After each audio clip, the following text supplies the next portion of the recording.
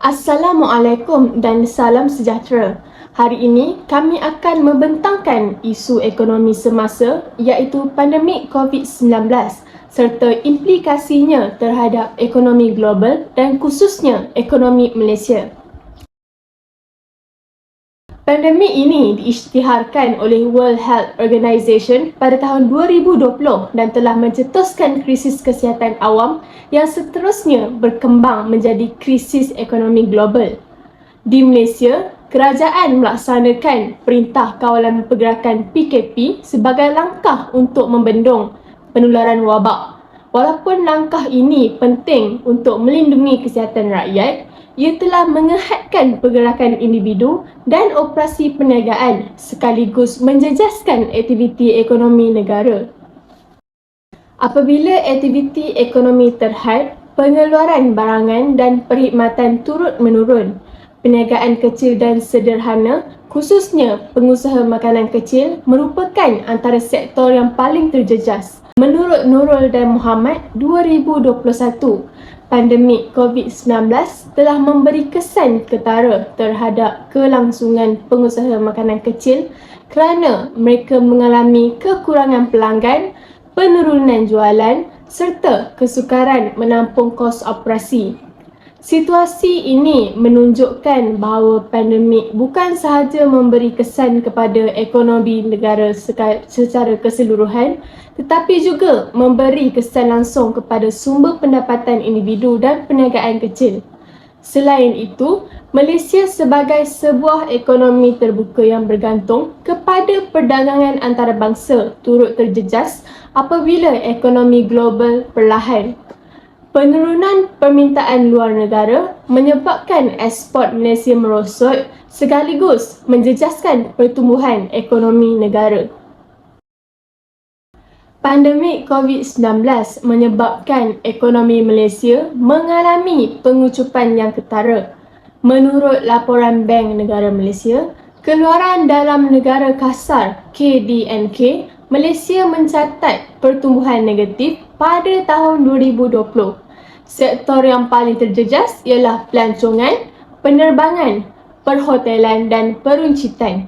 Industri pelancongan yang sebelum ini menyumbang pendapatan besar kepada negara mengalami kejatuhan mendadak apabila sempadan antarabangsa ditutup. Hotel, agensi pelancongan dan syarikat penerbangan terpaksa mengurangkan operasi atau menutup perniagaan. Apabila syarikat kehilangan pendapatan, mereka terpaksa mengurangkan tenaga kerja atau memotong gaji. Ini meningkatkan kadar pengangguran dan menjejaskan pendapatan isi rumah. Apabila pendapatan menurun, perbelanjaan pengguna juga berkurang sekaligus melemahkan permintaan agregat dalam ekonomi Malaysia. Keadaan ini menunjukkan bagaimana krisis kesihatan boleh berkembang menjadi krisis ekonomi yang memberi kesan langsung kepada kesejahteraan rakyat. Malaysia merupakan negara yang aktif dalam perdagangan antarabangsa. Apabila rantaian bekalan global terganggu, sektor pembuatan tempatan turut menerima kesan. Sebagai contoh, industri elektrik dan elektronik yang bergantung kepada komponen import menghadapi gangguan bekalan. Apabila bahan mentah lambat diterima, pengeluaran terganggu dan kos meningkat. Ini memberi tekanan kepada syarikat tempatan. Menurut Department of Statistics Malaysia, nilai perdagangan Malaysia menurun pada peringkat awal pandemik akibat kelembapan permintaan global. Negara yang bergantung kepada ekspor seperti Malaysia lebih mudah terkesan apabila ekonomi rakan dagang utama China, Amerika Syarikat dan negara Eropah mengalami kemerosotan. Keadaan ini membuktikan bahawa struktur ekonomi Malaysia yang terbuka memberi kelebihan dalam keadaan normal, namun lebih terdedah ketika krisis global berlaku. Kesan pandemik terhadap pasaran buruh Malaysia sangat ketara. Ramai pekerja dalam sektor pelancongan, perkhidmatan dan perusahaan kecil kehilangan pekerjaan atau mengalami pengurangan pendapatan. Golongan belia dan pekerja tidak formal merupakan antara yang paling terjejas. Ketidaktentuan ini memberi tekanan kepada isi rumah, khususnya golongan B40. Dari sudut kewangan, pasaran saham Malaysia juga mengalami turun naik yang ketara pada peringkat awal pandemik. Pelabur menjadi lebih berhati-hati kerana bimbang terhadap prospek ekonomi. Bagi menangani situasi ini, Kerajaan Malaysia memperkenalkan beberapa pakej rangsangan ekonomi seperti prihatin dan penjana untuk menyokong perniagaan dan membantu rakyat. Langkah ini bertujuan mengekalkan kestabilan ekonomi dan mengurangkan kesan kemelesetan. Walaupun pandemik membawa cabaran besar, ia juga mempercepatkan transformasi ekonomi Malaysia. Banyak perniagaan beralih kepada platform digital dan e-dagang bagi meneruskan operasi. Penggunaan pembayaran tanpa tunai, perniagaan dalam talian dan kerja dari rumah meningkat secara mendadak. Perubahan ini menunjukkan bahawa ekonomi Malaysia semakin bergerak ke arah pendigitalan. Selain itu, pandemik memberi kesedaran tentang kepentingan kepelbagaian ekonomi dan daya tahan sektor domestik. Kerajaan dan syarikat kini lebih menekankan aspek digitalisasi, automasi dan pembangunan ekonomi berasaskan teknologi. Kesimpulannya, pandemik COVID-19 telah memberi kesan besar kepada ekonomi Malaysia dari segi pertumbuhan ekonomi, perdagangan, pekerjaan dan kelangsungan perniagaan kecil. Namun, krisis ini juga menjadi pemangkin kepada transformasi ekonomi negara, khususnya dalam mempercepatkan penggunaan teknologi digital dalam meningkatkan daya tahan ekonomi Malaysia pada masa hadapan. Di Malaysia, pelaksanaan kawalan pergerakan memberi kesan langsung kepada aktiviti ekonomi domestik. Banyak perniagaan menghadapi gangguan operasi dan penurunan hasil sehingga menjejaskan pertumbuhan ekonomi negara. Menurut Biro Penyelidikan Ekonomi Kebangsaan iaitu NBER, kemelesatan ekonomi merujuk kepada penurunan aktiviti ekonomi yang menjejaskan keseluruhan ekonomi serta kadar pertumbuhan keluaran dalam negara kasar iaitu KDNK, khususnya melibatkan pendapatan, kadar pekerjaan dan pengangguran, pengeluaran serta hasil jualan runcit. Ciri-ciri kemelesetan ekonomi dapat dilihat melalui pengucupan KDNK dan penurunan unjuran pertumbuhan ekonomi. Selain itu, kemelesetan turut menyebabkan penurunan prestasi sektor strategik, kegagalan atau penutupan perniagaan secara besar-besaran, pertumbuhan ekonomi negatif dan peningkatan kadar pengangguran daripada Investopedia 2020. Keadaan ini menimbulkan pelbagai cabaran kepada sektor perniagaan serta tenaga kerja di Malaysia. Industri pelancongan, peruncitan dan perusahaan kecil sederhana paling terkesan. Sekatan perjalanan mengurangkan kedatangan pelancong manakala perniagaan kecil menghadapi kekangan aliran tunai. Ramai pekerja kehilangan sumber pendapatan sekaligus menjejaskan kestabilan ekonomi isi rumah. Kehilangan pekerjaan dan pengurangan gaji memberi tekanan kepada perbelanjaan pengguna. Apabila pengguna berbelanja dengan lebih berhati-hati, pemulihan ekonomi menjadi lebih perlahan. Situasi ini menunjukkan hubungan rapat antara pasaran pekerjaan dan kestabilan ekonomi negara. Kerajaan memperkenalkan pelbagai pakej rangsangan ekonomi seperti subsidi gaji dan bantuan kewangan. Langkah ini bertujuan mengekalkan pekerjaan, menyokong perniagaan dan melindungi kebajikan rakyat. Intervensi ini penting untuk memastikan ekonomi terus berfungsi dalam tempoh krisis. Pandemik mempercepatkan penggunaan teknologi digital dalam perniagaan dan perkhidmatan. E-dagang, pembayaran tanpa tunai dan kerja jarak jauh menjadi norma baharu. Transformasi ini membuka peluang ekonomi baharu dan meningkatkan daya saing negara. Selain itu, penularan pandemik turut menjejaskan struktur ekonomi negara secara menyeluruh. Banyak sektor ekonomi terpaksa menyesuaikan operasi dengan norma baharu seperti penjarakan sosial dan penggunaan teknologi digital. Perubahan ini memerlukan kos tambahan serta penyelesaian strategi perniagaan bagi memastikan kelangsungan operasi dalam keadaan ekonomi yang tidak menentu. Krisis ekonomi yang berlaku juga memberi kesan kepada perusahaan kecil dan sederhana yang merupakan tulang belakang ekonomi negara. Kebanyakan perniagaan kecil berhadapan dengan masalah kekangan kewangan, pengurangan permintaan serta kesukaran mengekalkan tenaga kerja. Situasi ini menunjukkan betapa pentingnya sokongan keuangan dan bantuan berterusan bagi memastikan kelangsungan sektor tersebut. Dalam konteks pemulihan ekonomi, pelbagai usaha perlu dilaksanakan secara berperingkat bagi mengembalikan kestabilan ekonomi negara. Langkah pemulihan bukan sahaja melibatkan peningkatan aktiviti ekonomi, malah turut menumpukan kepada pengukuhan sektor pekerjaan dan peningkatan kesejahteraan rakyat. Pendekatan yang menyeluruh amat penting bagi memastikan pemulihan ekonomi dapat dicapai secara mampan. Di samping itu juga, perubahan corak penggunaan masyarakat turut mempengaruhi perkembangan ekonomi negara. Pengguna kini lebih cenderung kepada perkhidmatan dalam talian serta transaksi tanpa tunai sekaligus mengubah lanskap perniagaan tradisional. Perubahan ini mendorong organisasi untuk meningkatkan kecekapan teknologi dan memperkukuh daya saing dalam pasaran. Secara keseluruhannya, pandemik COVID-19 memberi kesan yang besar terhadap perkembangan ekonomi Malaysia dari pelbagai aspek.